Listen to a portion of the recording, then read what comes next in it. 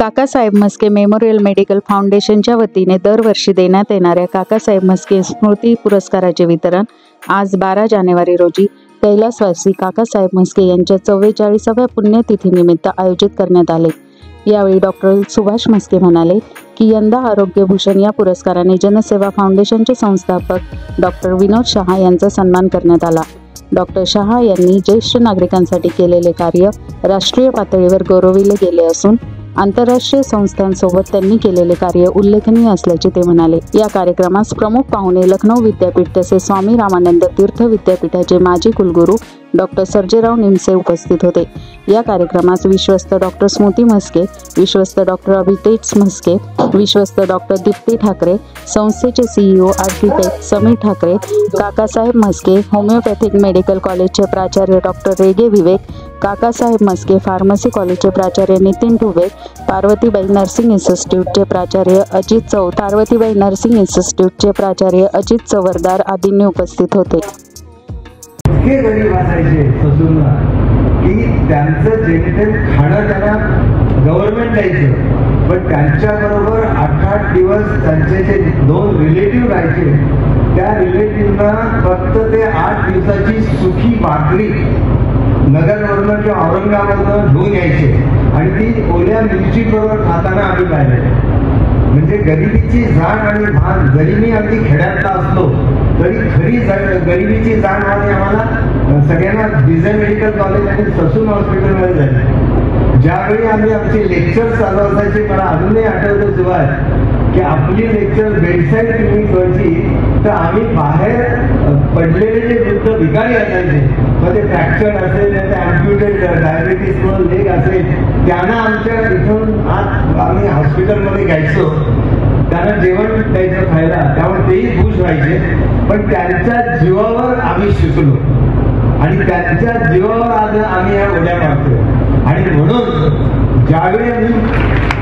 ज्यावेळी मी विजय मेडिकल सोडलं 10 वर्षांनी लेक्चरर, नंतर मी असोसिएट प्रोफेसर, माझ्याकडे MDC टीचर सगळं काय मी केलेलं आहे एक्झामिनर MBBSला, पण ज्यावेळी सोडून प्रायव्हेट प्रॅक्टिसला गेलो त्यावेळी ससूनला सलाम करताना मी म्हटलं की माझ्या हातून फक्त दीन दुबळ्या गरीब गरजवंतू आणि इव्हन भिकारी अशाच लोकांची सेवा करून घे आणि परमेश्वराने माझी ती ऐकलं माझं आणि त्याप्रमाणे मला ती संधी माझ्या आयुष्यात दिली आणि मी ते सगळं करत राहिले।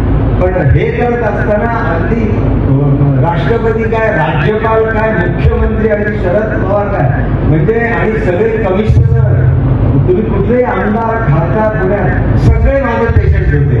म्हणजे असं नाही की फक्त माझे पेशंट भिकारी होते, भिकारी तर होते, मला आजही भिकारी पेशंट असले तर त्यांच्याकडे मोबाईल असेल तर मला फोन करतात की आम्ही इथं पडले तर जरा काहीतरी व्यवस्था नाही, जरा बघा। जनरली आम्ही एकही भिकारी असं नाही, फोन आला की आमची ॲम्ब्युलन्स गेली, तिथून त्यांना उचलणार, त्यांना आमच्या सेंटरला नेणार, सगळं खाऊ पिऊ घालणार। तुम्हाला एक आश्चर्य वाटेल, एक भिकारी असा मी नेला 1 महिना बांबू हाऊसच्या बाहेर पडलेला होता आणि त्या बांबू हाऊसच्या बाहेर चहा आल्याने वर्तमानपत्रात वाचलं की अरे एक जनसेवा फाउंडेशन नावाची संस्था आहे, भिकारी लोकांसाठी काम करते, तर त्या ठिकाणी माझा नंबर लिहिलेला होता। त्याने मला फोन केला, मी फोन घेतला, म्हटलं असंच एक भिकारी तर पडलाय, तुम्ही घेऊन जाल का? म्हटलं घेऊन जातो, लगेच ॲम्ब्युलन्स पाठवतो, ड्रायव्हरला पाठवतो, सोशल वर्कर पाठवले आणि मग त्याला जाऊन मी त्याला आधी म्हटलं की गेलायच तर पहिलं त्याला आधी खायला काहीतरी, त्याला एखादा डोसा बिसा, कारण तो मॉडर्न कॅफेच्या बाहेर होता, त्याला पहिला खायला डोसा दिल्याला म्हटलं अहो किती महिन्यानी डोसा खातो इथे बाहेर आहे तरी, आणि आता पुढच्या डोस्याचं काय? तर तो आमचा ड्रायव्हर आणि सोशल वर्कर म्हटला पुढच्या डोस्याचे आता विचारच करू नको, तू आता या ॲम्ब्युलन्समध्ये बसलास की डॉक्टर तुझी सगळी जबाबदारी घेणार। तुम्हाला आश्चर्य वाटेल, त्या भिकाऱ्याला आम्ही आमच्या सेंटरला नेलं, अंघोळ घातली, पायामध्ये किडे होते, सगळं ड्रेसिंग, हेल्थचं सगळी काळजी, रोज B12चं इंजेक्शन, 10 दिवस B12 दिलं जो आहे आणि मग मी भेटायला गेलो त्याला एकदा, कारण आमचं सेंटर आमच्यापासून तरी 35 किलोमीटर होतं. त्याला भेटल्यावर मी त्याला विचारलं, काय रे तुझं काय मागचं आठवतंय का? तो म्हटलं अजून तरी मला एवढं नीट नाही आठवत, कारण मी महिनाभर उपाशी होतो. तुम्ही परत आलात ना तर मी काहीतरी माहिती सांगू शकेल. परत 15 दिवसांनी दर आठवडे आम्ही जायचो. परत गेलो, त्याला म्हटलं आता तरी काय आठवतं का रे तुला? हा म्हटलं आठवतंय, मला तुम्ही तिथून उचलून आणलात ना, त्याच्या आधी मी टेल्को कंपनीत कामाला होतो. म्हटलं अरे तू टेल्को कंपनीत कामाला होता म्हणजे तू काय केलेस? तो म्हटला मी BCom MBA केलं. आणि तुझी ही अवस्था पायात किडे, काय सांगू म्हटलं. दुर्दैवाचा जरा मित्र चांगले भेटले नाही. कंपनीत अत्यंत दारूचं व्यसन लागलं. घरच्या लोकांनी हाकलून दिलं, कंपनीने गेटवर फेकून दिलं आणि अशी त्याला झाली. पण मी म्हटलं मग तू BCom कुठं केलं? तर तो म्हटला BCom मी आपल्या लॉ कॉलेजला नाही BMCC ला BCom केलं. म्हटलं BMCC ला किती साली BCom केलं? तो म्हटला 87. म्हटलं मग आमचा जो ट्रेझरर आहे तो आमचा CA आहे, चार्टर्ड अकाउंटंट, त्यांनी पण त्याच वेळी BCom केलं होतं. तुला काय आठवतंय का त्याला? तो तिथे होता त्यावेळी. हा म्हटलं तो वर्धमान जैन ना माझ्या शेजारी बसायचा. मी तिथूनच माझ्या सेंटरवरनं आमच्या ट्रेझररला वर्धमान जैनला फोन लावला की काय ना असा फोन होता का रे आपल्याकडे? त्याला विचारलं तर म्हटलं तुझं नाव काय? तो म्हटला ईश्वर. म्हटलं ईश्वर नावाचा एक माणूस तुझ्याबरोबर कोण होता का? तो म्हटलं हा माझ्या शेजारी बसायचा. अरे म्हटलं त्याची आज अवस्था. म्हणजे लक्षात ठेवा मंडळी, आपण आपल्या आयुष्यात जे काय करतो ना ते नेहमी पवित्र करावं. जिथं आपण अपवित्र करतो तिथे आपल्या जीवनाचा ऱ्हास होतो. त्याला नंतर आम्ही 6 महिने दारू ते सगळं बंदच. पण व्यवस्थित ट्रीटमेंट दिल्यावर माझ्याकडे आमच्या ऑफिसला रोज तो कॉम्प्युटरचं सगळं काम करायचा आणि आज तो एका कंपनीत मॅनेजर म्हणून आहे. पुरस्कार समारंभ आणि या समारंभाचा मी मुख्य पाहुणा म्हणून मला खूप आनंद होत आहे. आपण सुरुवातीलाच आंतरवैद्यकीय पद्धतीवर एक आयुर्वेद डॉक्टरचा अभ्यासपूर्ण प्रेझेंटेशन पाहिलं. पण प्रिन्सिपलने जेव्हा सांगितलं तेव्हा लक्षात आलं की आपण फक्त आंतरवैद्यकीय करत नाही तर आंतरव्यवसायिक करतो. MPSC UP मध्ये सुद्धा आपली मुलं जातात. त्यामुळे ह्या महाविद्यालयाचे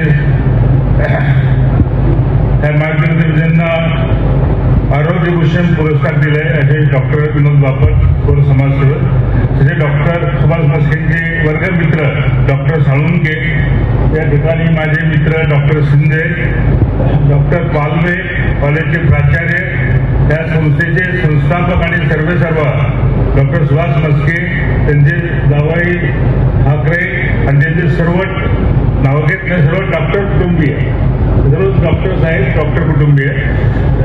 प्रथमतः मी सुभाष मस्केंचा आभार मानतो की मला या चांगल्या कार्यक्रमाला की या ठिकाणी 2-3 वेळा आलेल्या कार्यक्रमासाठी पण आता परत बोलवलं त्याबद्दल मी त्यांचा आभार मानतो. आणि या ठिकाणी जे अध्यापक आहेत, प्राध्यापक आहेत, विद्यार्थी आहेत त्यांचं अभिनंदन करतो की आपल्याला एक चांगली संस्थेत शिकायला मिळालं आणि चांगल्या कार्यक्रम आज अटेंड करायला मिळाला. प्रथमतः मी डॉक्टर बापटांच्या कामाबद्दल 1-2 मिनिटात बोलेल. आपण आत्ताच ऐकलं जनसेवा फाउंडेशन हे मी ऐकलं होतं, पण आपण पाहतो आजच्या काळामध्ये आजच्या समाज जीवनामध्ये ह्युमन ट्रॅजेडी म्हणून काय होते एखाद्या व्यक्तीची ते आपण ऐकलं एका उदाहरणावरून. आणि त्याला जर जनसेवा फाउंडेशन सारख्या माणसाचा आधार मिळाला तर तो माणूस परत कसा उभा राहू शकतो हे डॉक्टर बापटाने आपल्या स्वानुभवातून सांगितलं. अशा जनसेवा करणाऱ्या संस्थेची आपल्याला अनेक गरज आहे. अशा संस्था मल्टिपल होण्याची गरज आहे समाजामध्ये, राज्यामध्ये, देशामध्ये. डॉक्टर विनोद शाह, डॉक्टर विनोद शाह, सॉरी,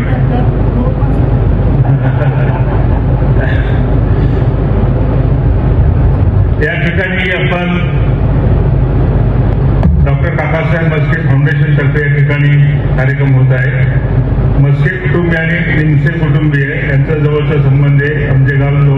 भटकडगाव आणि मांडवे गावामध्ये 2 किलोमीटर अंतर असेल. आणि काकासाहेब म्हस्केबद्दल आम्हाला लहानपणापासूनच कुतूहल होतं. तर आम्ही 3री-4थीत असताना मला वाटतं 3रीला आपला नगर तालुका हे पुस्तक होतं आणि ते काकासाहेब म्हस्केंचं त्यांचे लेखक होते. 4थीला आपला अहमदनगर जिल्हा हे भूगोलाचं पुस्तक होतं, त्याचे काकासाहेब म्हस्के आणि जे मित्र लेखक होते. शालेय जीवनापासून आम्हाला त्यांचं नाव माहीत होतं आणि गावाजवळचे असल्याने त्यांच्याबद्दल परिचय होता. आपणाला सर्वांना माहिती आहे की हे त्यांच्याबद्दल 5-10 मिनिटं बोलतो. ते 1967-72ला पहिली टर्म आणि 72 ते 78 दुसरी टर्म अशा तब्बल 11 वर्षे आमदार म्हणून त्यांनी कार्य केले. सेकंड टर्म 6 वर्षाची होती, 11 वर्षांना काम करायला मिळाली. त्याआधी सुद्धा त्यांना 62 साली तेव्हा ते कम्युनिस्ट पक्षामध्ये त्यांना तिकीट मिळणार होतं, पण ते बदललं. तर 67 त्यांनी काँग्रेस मार्फत तिकीट घेतलं आणि ते निवडून आले. 11 वर्षाच्या कार्यकाळ अशी संधी अनेक माणसांना मिळते, पण हा उच्च शिक्षण नसतानाही काकाने जे 11 वर्षात काम केलं ते अवर्णनीय आहे. आम्ही त्यांच्यासारखे अजातशत्रू, सालस, ट्रान्सपरंट, इंटिग्रिटी असलेले असे व्यक्तिमत्व म्हणजे नगर तालुक्याचे विकास पुरुष आहेत, असे व्यक्तिमत्व 11 वर्षीय काळामध्ये आम्हाला प्रत्यक्ष अनुभवात आलं. त्यांचं खूप कामं आहेत, परंतु सर्वात मोठं काम असं की 72 दुष्काळामध्ये ज्या वेळेस पाणी मिळणं सुद्धा अवघड होतं त्यावेळेस काकांनी आपल्या प्रयत्नांतून नगर तालुक्यात जास्तीत जास्त पाझर तलाव निर्माण केले. असं म्हटलं जातं की त्याचा उल्लेख महाराष्ट्र विधानसभेतही झाला की राज्यामध्ये सर्वात जास्त पाझर तलाव हे नगर तालुक्यात झाले आणि यामागे त्यावेळेचे आमदार काकासाहेब म्हस्के यांचे कर्तृत्व होतं.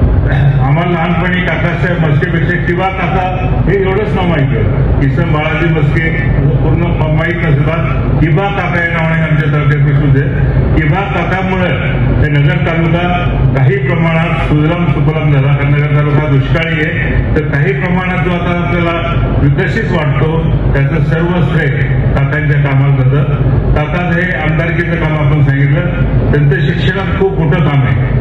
ते रोजगार आपले काम तर करत होते रस्त्यावरचं, पण ते शिक्षित असल्यामुळे त्यांनी व्हॉलंटरी स्कूल त्यावेळेस आपल्या प्रायव्हेट प्रयत्नांचा व्हॉलंटरी स्कूल असायच्या. ज्या गावाला सरकारी शाळा नाही त्या ठिकाणी जिल्हा साक्षर मंडळ व्हॉलंटरी स्कूल तयार करायचं आणि नाममात्र प्रमाणात तिथं काम करायला लागायचं. ते व्हॉलंटरी स्कूलमधनं काम केलं. नंतर त्या ठिकाणी संघटक झाले आणि व्हॉलंटरी स्कूलचं रूपांतर ग्रँटेबल स्कूलमध्ये करण्यासाठी त्यांनी लढा दिला. आणि या सगळ्यात महत्वाचं म्हणजे या संस्थेतनं ही तरुण मंडळी बरी एक बॅच नाही, आता कित्येक बॅचेस तुमचे झालेले आहेत. मगाशी प्रिन्सिपल साहेबांनी सांगितले की जवळपास 18 MD पोस्ट ग्रॅज्युएट इथनं बाहेर पडतात दरवर्षी. दिस इज ग्रेट अचिव्हमेंट. आणि तुम्हाला मंडळी मला हे सांगायचं आहे की doctors irrespective of the pathy are the greatest, they can play greatest role in the community development. या विषयातला एक पोस्ट ग्रॅज्युएट टीचर म्हणून तुम्हाला सांगेन, खूप प्रचंड संधी तुम्हाला आहे. आरोग्य क्षेत्रात आहे, आरोग्य क्षेत्राच्या बाहेर आहे. जसे प्रिन्सिपल साहेबांनी सांगितलं की तुमच्याच कॉलेजमधली मंडळी कोणी IPS झालेले आहेत, कोणी इन्स्पेक्टर झालेले आहेत, कोणी इतर ब्रँचमध्ये गेलेले आहेत. आज IAS मध्ये सुभाष जवळपास 12 ते 15% डॉक्टर्स आहेत आणि तुमच्यापैकी काही मंडळींना प्रशासनात त्यांना जायची इच्छा आहे, त्यांच्यासाठी ही सुद्धा संधी आहे. तेव्हा त्यात अतिशय मोठं काम, समाज सेवेचं काम या संस्थेमार्फत होते याचा मला आनंद आहे. आणि या बाबतीमध्ये या कर्तृत्ववान माणसांनी केलेलं काम पाहण्याची आज त्यांनी मला मागे बोलवलं होतं त्यावेळी मी येऊन नव्हतो शकलो, पण आज हा योग त्यांनी आणून दिल्याबद्दल पहिल्यांदा डॉक्टर सुभाष म्हस्के यांचे मी आभार मानतो. आज त्यांच्या वडिलांच्या पुण्यतिथीनिमित्त इथे यायच्या योगाला डॉक्टर विनोद शहांच्याबद्दल त्यांनी स्वतः आणि त्यांच्याबद्दल जी माहिती मिळाली त्यामुळे निष्क्रिय पद्धतीने जी सेवा होऊ शकते, स्वतःची प्रगती आणि समाजामध्ये केलेलं योगदान हे कसं होऊ शकतं याचं उत्तम उदाहरण 2 मंडळींनी दिलेलं आहे. तुम्हा मंडळींसाठी एक रोल मॉडेल किंवा आयडॉल ज्याला म्हणता येईल. आयडॉल म्हटल्यानंतर जरुरी नाही की फक्त त्यांनी हातात माईक घेऊन नाचलंच पाहिजे आणि उड्या मारल्या पाहिजे. ही मंडळी खरी रिअल आयडॉल, ही मंडळी खरी रिअल रोल मॉडेल्स आहेत. आणि विशेषतः जे लोक स्वतःची स्वार्थ कुणाला चुकलेला नाही, मी स्वार्थी नाही असं म्हणणारी मंडळी फक्त दोनच असतात. कोण? एक म्हणजे खरोखर सज्जन संत महात्मे आणि दुसरे म्हणजे राजकारणी. माफ करा परंतु वस्तुस्थिती आहे. राजकारणी जेव्हा म्हणतात की मी निस्वार्थ सेवा करतो त्यावेळी माझा विश्वास अजिबात नसतो. स्वार्थ साधून परमार्थ कसा करता येतो त्याचं उत्तम उदाहरण म्हणजे ही संस्था आहे. त्याचं उत्तम उदाहरण म्हणजे डॉक्टर विनोद शाह आहे. त्याचं उत्तम उदाहरण तुम्ही समोर ठेवून तुम्ही होऊ शकता एवढंच मला आपल्याला सांगायचंय. Morning at 8 AM in the college campus. We are organizing an educational tour for the students. We plan the court visit for the forensic medicine students. We organize pharmacy tour. We are having various art and exhibition as an extracurricular activities. We run our Kamla hospital and we organize various camps and various need to the needy patients. We conduct here the cataract operations freely. We plan the students to the civil hospital to gain the clinical knowledge. We conduct various clinical camps in the surrounding area like MIDC as it is a working place. We organize blood donation camps.